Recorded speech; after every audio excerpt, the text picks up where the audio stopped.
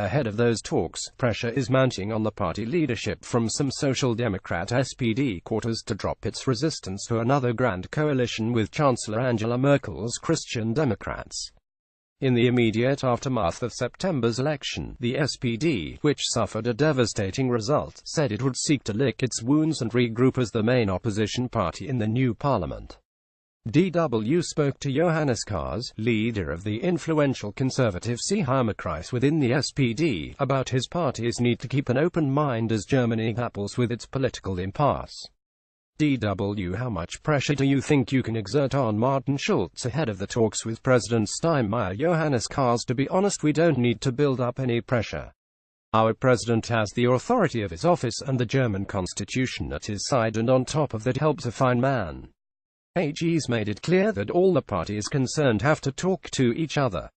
And if the consensus is to talk about content, then I think that's something that all Social Democrats can live with, regardless which group within the party they belong to.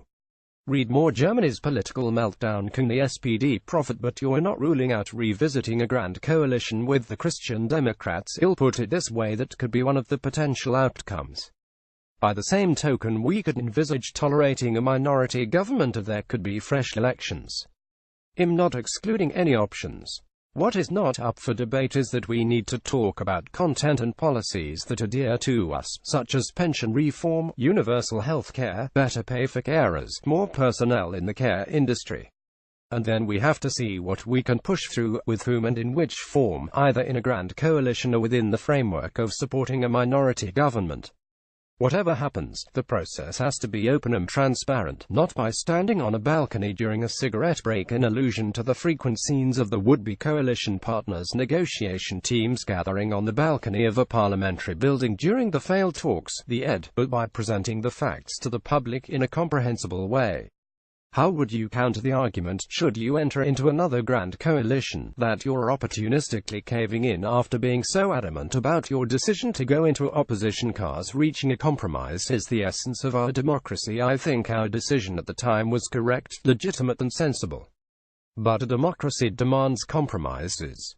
I don't know about you, but if I'm not prepared to make compromises in my relationship at home, I would find myself on my own very quickly. By the same token, political parties have to talk to each other. And if we follow the president's wishes, it doesn't make us look bad.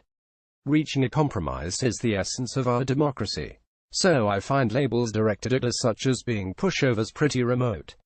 On the contrary, I think it's the mark of a good politician to talk and to sound out the available options.